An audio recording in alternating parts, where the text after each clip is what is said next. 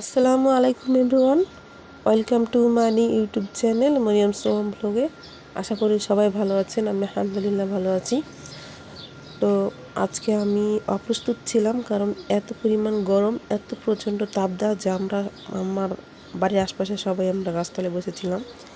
তো হঠাৎ দেখি আমার মেয়ে গাছ থেকে আম পেড়ে নিয়ে চলে এসেছে। তো বকলাম যে আম তো ছোটো, এখন আম অতটা বড় হয়নি, কিন্তু ও বলছে যে না, আমাকে আচার বানিয়ে দাও, কারণ এত গরম লাগছে আমাকে। ওর অনেক জেদ।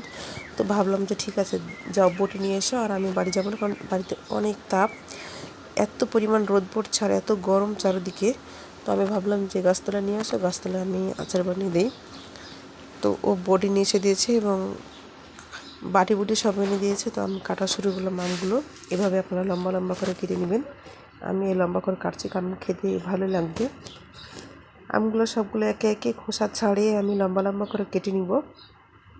আপনারা চাইলে গোল গোল করেও কাটতে পারেন, আপনাদের পছন্দ অনুযায়ী আপনারা এটা কাটবেন, কারণ যার যেটা পছন্দ সে সেভাবেই কাটবেন, সমস্যা নেই।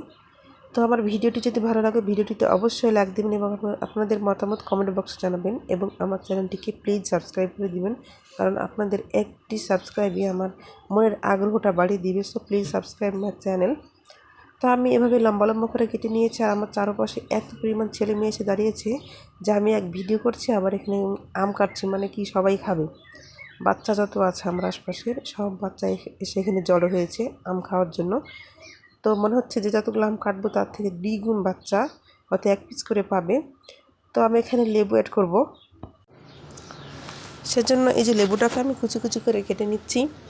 আপনারা চাইলে পুরো একটা লেবু দিতে পারেন, কিন্তু আমি পুরো লেবু দিলাম না, আমার কাছে যেটুকু ছিল আমি সেটুকুই কুচি কুচি করে কেটে দিয়ে দিলাম।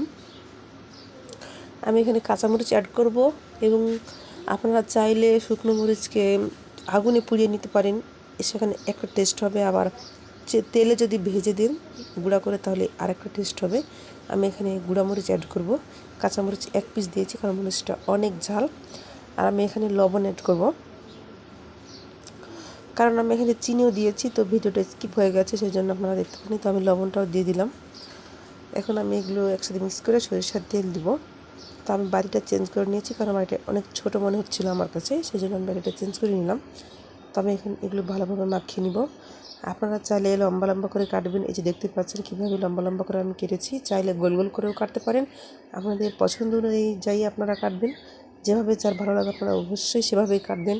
আবার ভাববেন না যে আপুটা এভাবে কেন কেটেছে, আমরা তো এইভাবে কাটি না, কিন্তু না, আপনাদের পছন্দ অনুযায়ী। ভালো থাকবেন, সুস্থ থাকবেন, আল্লাহ হাফেজ।